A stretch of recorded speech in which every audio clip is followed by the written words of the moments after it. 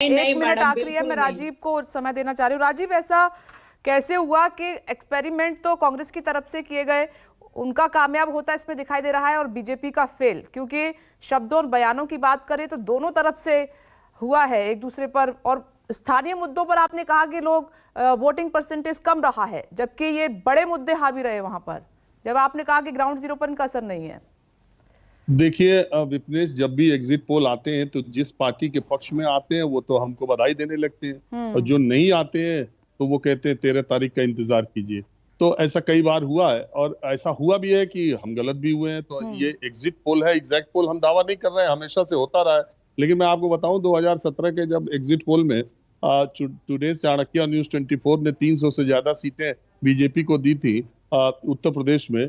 तो मुझे याद है कि एग्जिट पोल के अगले दिन मैं समाजवादी पार्टी के दफ्तर गया था, तो उनका कोई बड़ा नेता मेरे से बात करने के लिए राजी नहीं था। वो बुरी तरह से नाराज थे, और उस दिन के डिस्कशन में वो कह रहे थे कि वो शायद प्रवक्ताओं को भी ना भेजें, और एकदम मनगढ़ंत और ऑफिस में बैठ के बनाया गया ये एग्जिट पोल है। और हम लोगों को भी लगा कि कहीं ऐसा ना हो। नतीजे हमारे दिए हुए सीट के बराबर बल्कि कुछ ज्यादा ही आ गए थे।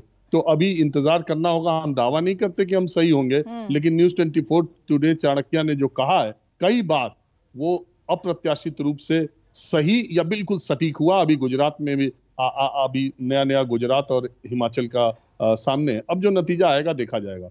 लेकिन सवाल सिर्फ यही है कि अब देखिए, इसमें 2-3 इंपॉर्टेंट बातें ये है कि पहली बात तो ये है कि अगर जिस तरह से वोटिंग हुई है, अगर यही नतीजा आता है तो इससे बात साफ है कि प्रो मोदी यानी मोदी के समर्थक वोटर एक तरफ, एंटी मोदी वोटर एक तरफ। जो मैं बात कह रहा हूं कि बाइपोलर पॉलिटिक्स की तरफ इशारा है क्या, कि तीसरी पार्टी को लोग ये समझे कि ये बीजेपी के साथ भी जा सकता है और बीजेपी के अगेंस्ट भी रह सकता है।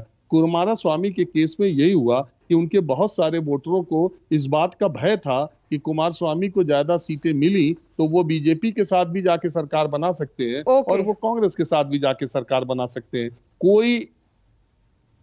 कोई भी थोड़ी बहुत समझ रखने वाला आदमी आज के राजनीतिक परिवेश में ये जानता है कि अगर वो बीजेपी और कांग्रेस में से उसको एक चुनना होगा गवर्नमेंट बनाने के लिए, तो कोई भी आदमी बीजेपी के साथ जाएगा, क्योंकि उस केंद्र में सरकार है। राजीव, वक्त इतना ही था, इस पर हम बात करते रहेंगे। देखते हैं कि 13 तारीख का परिणाम किस तरह से आता है, क्योंकि ज्यादातर आपने देखा है न्यूज 24 टुडे चाणक्य का जो एनालिसिस रहा है वो ज्यादातर सटीक साबित हुआ है। आप सभी का बहुत बहुत शुक्रिया ब्रेकिंग विद एजेंडा की इस बहस में शामिल होने के लिए। एक छोटा सा ब्रेक, फौरन लौट रहे हैं। आप देखते रहिए न्यूज 24। चुनाव मतलब न्यूज 24।